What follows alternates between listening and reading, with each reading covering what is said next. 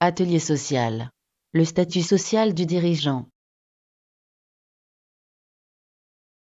Quels sont les statuts existants? Il existe deux statuts sociaux totalement différents, le régime des assimilés salariés, le régime des travailleurs non salariés, TNS, ou travailleurs indépendants.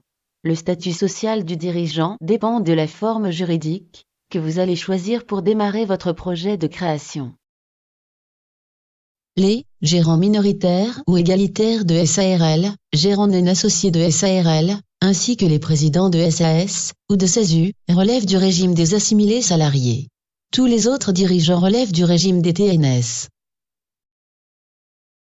Régime des assimilés salariés. Le dirigeant assimilé salarié est rattaché au régime général des salariés. À ce titre, il reçoit un bulletin de salaire mensuel.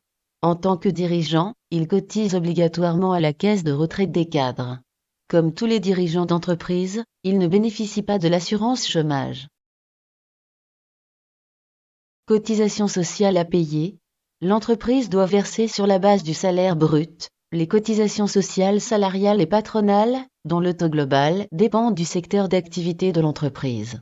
Ainsi, en moyenne, les cotisations sociales du dirigeant représentent 20% du salaire brut pour la part salariale, 40% du salaire brut pour la part patronale.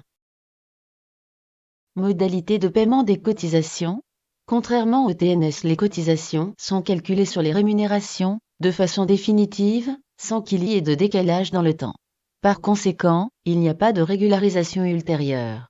Chaque trimestre ou chaque mois, l'entreprise reverse aux organismes sociaux la part salariale, ainsi que la part patronale.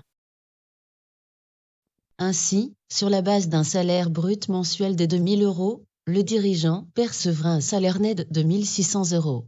Le coût total pour l'entreprise sera de 2 800 €, ce qui représente, en moyenne, 1,75 fois le net versé. Régime des travailleurs non salariés, TNS.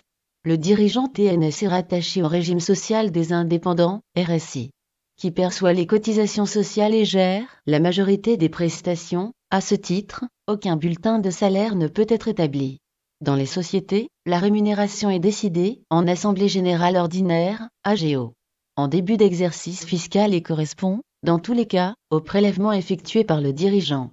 Comme tous les dirigeants d'entreprise, celui-ci ne bénéficie pas de l'assurance chômage. Base de calcul des cotisations TNS. L'assiette de calcul des cotisations sociales obligatoires dépend du régime fiscal de l'entreprise. Si vous exercez votre activité dans une forme juridique soumise à l'impôt sur le revenu, IR. Comme l'entreprise individuelle, les cotisations seront calculées sur le bénéfice total, quel que soit le montant des prélèvements effectués par le dirigeant, pour se rémunérer. À l'inverse, si votre entreprise est soumise à l'impôt sur les sociétés, IS, c'est la rémunération du dirigeant effectivement perçue, qui servira de base au calcul des cotisations. Le tableau suivant détaille les taux de cotisations applicables, par catégorie, maladie, URSSAF et retraite. Le taux global ressort à 46% en moyenne et dépend, notamment, du revenu déclaré par le dirigeant.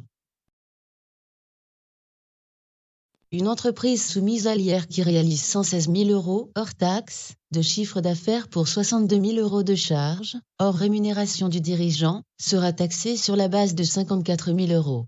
Alors que, dans les mêmes conditions financières, si l'entreprise relève de l'IS, seules les rémunérations seront soumises aux cotisations sociales. Ainsi, l'impôt sur les sociétés permet de maîtriser l'assiette, et donc le montant des charges sociales à payer au RSI. Attention, en minorant votre rémunération, vous diminuez le revenu servant de base au calcul des indemnités journalières à percevoir en cas d'arrêt de travail, pour accident ou maladie. Pour valider un trimestre de retraite, il faut déclarer un revenu minimum représentant 150 fois le SMIC horaire, soit 1 441,50 € pour 2015. Ainsi, pour valider 4 trimestres de retraite par an, il faut déclarer un revenu minimum de 5 766 € annuels en 2015. Calcul des cotisations TNS. Depuis 2015, les cotisations de l'année N sont calculées sur les revenus de l'année N-1. Or, dans le cadre de la création d'entreprise, en l'absence de revenus connus, les cotisations provisionnelles de la première année d'activité sont calculées sur une base forfaitaire annuelle. Pour 2015, ces cotisations s'élèvent à 3 173 € pour une année complète d'activité. En mai de l'année suivante, lorsque le revenu définitif du dirigeant est connu, il doit être communiqué au RSI qui peut alors procéder à la régularisation annuelle des cotisations sociales, dont le principe de calcul est le suivant: revenu réel déclaré x 46% moins les cotisations provisionnelles payées en année N-1.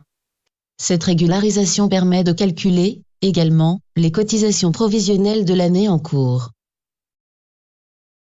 Bénéficiaires de l'ACRE.